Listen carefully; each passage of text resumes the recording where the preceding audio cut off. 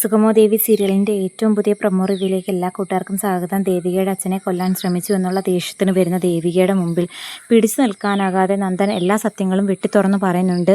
പ്രഭാവതി ആവുന്നതും വിലക്കിയിട്ടും നന്ദൻ അതൊന്നും കേൾക്കാതെ സത്യങ്ങൾ തുറന്നു പറയുന്നു. ഋഷിയെ കൊന്നത് നന്ദനാണെന്ന് ആവർത്തിച്ച് പറയുമ്പോൾ ആദ്യം ദേവിയെ കരുതുന്നത് അച്ഛനെ ഉപദ്രവിച്ചതിൻ്റെ പേര് ആ വിഷയം മാറ്റാൻ വേണ്ടി മറ്റൊരു കള്ളം പറയുവാണ് എന്നാണ്. പക്ഷെ പിന്നീട് മനസ്സിലാകുന്നു പറയുന്നതിൽ എന്തൊക്കെയോ കാര്യമുണ്ട്, അതെല്ലാം അമ്മയ്ക്കും അറിയാവുന്ന കാര്യങ്ങളാണെന്നും. ഞാനൊരു കൊലപാതകിയാ ദേവിയെന്ന് ആവർത്തിച്ച് പറഞ്ഞ് കരഞ്ഞുകൊണ്ടിരിക്കുന്ന നന്ദനെ പ്രഭാവതിയാണെങ്കിൽ കൂട്ടി റൂമിലേക്ക് കൊണ്ടുപോകുന്നു. എന്നിട്ട് നന്ദനോട് പറയുന്നു, നീ എന്തിനാ ഇങ്ങനെ സത്യങ്ങളെല്ലാം വിളിച്ചു പറഞ്ഞത്? നിന്നോട് ആവുന്നത് പറഞ്ഞല്ലേ പറയരുതെന്ന്. എനിക്കിനി സത്യങ്ങൾ മൂടി വെച്ച് രക്ഷപ്പെടണ്ട. കെവിനും കൂടി ചേർന്ന ഋഷിയെ കൊന്നേന്നുള്ള കാര്യം ദേവികയോട് തുറന്നു പറയാൻ നന്നായി. അല്ലായിരുന്നെങ്കിൽ അതൊരു വിശ്വാസവഞ്ചനയായി പോയാനെ. ഇസബെല്ലയും കെവിനും ആവുന്നത് പറഞ്ഞല്ലേ സത്യങ്ങൾ ദേവികയോട് തുറന്നു പറയേണ്ട. അവളെങ്ങാനും നിയമത്തിൻ്റെ വഴിയിൽ പോയി കഴിഞ്ഞാൽ കെവിനും കൂടി പ്രതിയാകും. അതുകൊണ്ട് കെവിൻ്റെ പേര് പറയരുത് എന്ന് വീണ്ടും ആവർത്തിച്ച് പറയുന്നുണ്ട് പ്രഭാവതി. അതേസമയം ഇസബെല്ലയും കെവിനും ഒരു കാര്യം തീരുമാനിക്കുന്നുണ്ട്. എത്രയും പെട്ടെന്ന് ചന്ദ്രോത്ത് വീട്ടിലേക്ക് ചെല്ലണം. എന്നിട്ട് ദേവികയെ കുറ്റപ്പെടുത്തി നന്ദൻ്റെ മനസ്സിൽ ഒന്നും കൂടി സ്ഥാനം നേടണം. മാത്രമല്ല അവിടുത്തെ കണ്ടീഷനും എന്താണെന്ന് അറിയുകയും വേണം. അവർക്കിടയിൽ ഒരു അഭിപ്രായ ഭിന്നതയുണ്ടാക്കാൻ പറ്റിയ സാഹചര്യമാണ് നന്ദൻ ഇപ്പോൾ ഉണ്ടാക്കി തന്നിരിക്കുന്നത്.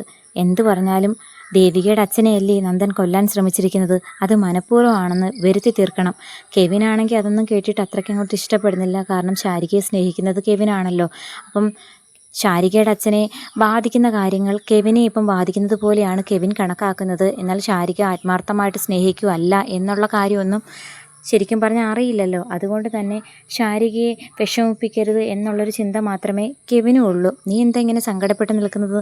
നിനക്കെന്താ ദേവികയുടെ അച്ഛൻ്റെ കാര്യം പറയുമ്പോൾ ഒട്ടും സന്തോഷമില്ലാത്തതുപോലെ? അങ്ങനെയൊന്നുമില്ല, വാ നമുക്ക് പോകാം എന്ന് പറഞ്ഞ് ഇറങ്ങാൻ നിൽക്കുന്നുണ്ട്. അതേസമയം ഒന്നും കൂടി സിദ്ധു ചെന്ന് നന്ദനോട് ചോദിക്കുന്നുണ്ട്, മോനെ നീ പറഞ്ഞതൊക്കെ സത്യമാണോ? ഋഷിയെ കൊന്നത് നീയാണോ? കൊലപാതകവും കാണാം, ആരെങ്കിലും കള്ളം പറയുക വെച്ചാൽ എൻ്റെ കയ്യിൽ നിന്നും അബദ്ധം പറ്റിയതാണ്. വേണമെന്ന് വെച്ച് ചെയ്തതല്ലെങ്കിലും ഞാൻ തന്നെ ഋഷിയെ കൊന്നത്. ഇനി ഏത് നിയമത്തിൻ്റെ മുമ്പിൽ കീഴടങ്ങാനും എനിക്ക് തയ്യാറാ.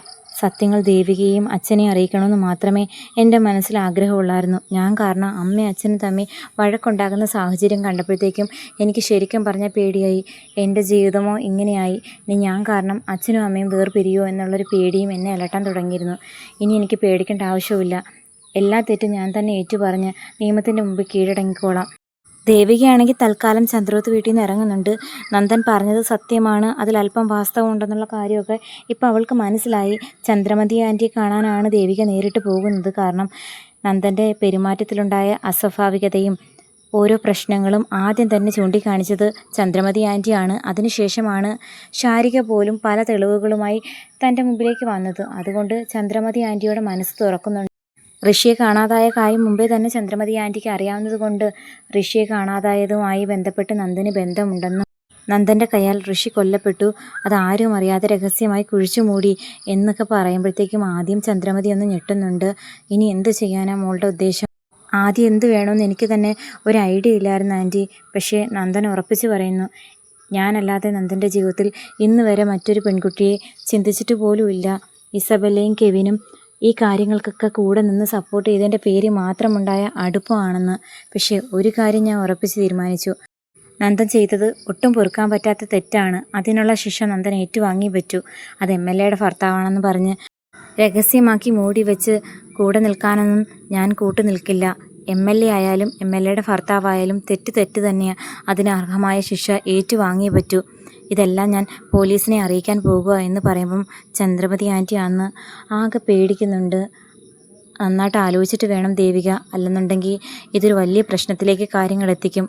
പ്രഭാവതി ഏറ്റവും കൂടുതൽ ആഗ്രഹിച്ചത് തൻ്റെ മകനെ കുറ്റവാളിയാക്കരുത് എന്നാണ്. അതുകൊണ്ട് തന്നെ ദേവിക പോലീസിനോട് വിവരമെല്ലാം പറഞ്ഞ് നന്ദനെ അറസ്റ്റ് ചെയ്യിപ്പിച്ചാൽ തന്നെ പ്രഭാവതി ദേവികയോട് എങ്ങനെ പെരുമാറുമെന്ന് ഊഹിക്കാൻ പറ്റില്ല. സ്വന്തം ജീവിതം കൊടുത്തു വേണമെങ്കിലും മകനെ രക്ഷിക്കണം എന്ന് മനസ്സുള്ളൊരു സ്ത്രീയാണ് പ്രഭാവതി. അതൊന്നും പറഞ്ഞിട്ട് കാര്യമില്ലല്ലോ. എന്തു പറഞ്ഞാലും നന്ദൻ അബദ്ധത്തിലാണെങ്കിലും അറിഞ്ഞുകൊണ്ടാണെങ്കിലും തെറ്റ് ചെയ്തുപോയി. അതിൻ്റെ ശിക്ഷ ഏറ്റുവാങ്ങണം. അതിൻ്റെ പേരിൽ ഇനി അമ്മ എന്നോട് പിണങ്ങിയാലും ഞാൻ അതിനെപ്പറ്റി ചിന്തിക്കുന്നില്ല എന്ന് പറയുന്നുണ്ട്. എന്തായാലും കഥയുടെ പോക്ക് കണ്ടിട്ട് ദേവിക പ്രഭാവതിയുടെയും സിദ്ധാർത്ഥൻ്റെയും രജനിയുടെയും ഒക്കെ മുമ്പിൽ തെറ്റുകാരിയായി നന്ദനെ രക്ഷിക്കാൻ നടക്കുന്ന ഇസബെല്ലയും കെവിനും അവരുടെയൊക്കെ മനസ്സിൽ നല്ല പിള്ളയാകാനും സാധ്യതയുണ്ട്. കാരണം ദേവിക നിയമത്തിൻ്റെ മാർഗത്തിൽ പോകുന്ന സമയം നിയമം എന്ത് തന്നെ ആകട്ടെ നന്ദനെ രക്ഷിക്കുക എന്നുള്ള ഒറ്റ ഉദ്ദേശത്തിൽ പിന്നാലെ നടക്കുന്നു എന്നുള്ളൊരു സ്നേഹമാണ് ഇസബലയോടും കെവിനോടും പ്രഭാവതിക്കും അതുപോലെ രജനിക്കുമൊക്കെ തോന്നുന്നത്. നന്ദൻ അബദ്ധം പറ്റിയതാണെന്നുള്ള രൂപത്തിൽ നന്ദൻ മാപ്പുസാക്ഷിയും ദേവിക ഒരു കുറ്റക്കാരി, സ്വന്തം ഭർത്താവാണെന്ന് പോലും നോക്കാതെ ഭർത്താവിനെ ഒറ്റുകൊടുത്തവൾ എന്നുള്ള ചീത്തപ്പേരും കൂടി മിക്കവാറും വരാൻ സാധ്യതയുണ്ട്. കാത്തിരിക്കാം.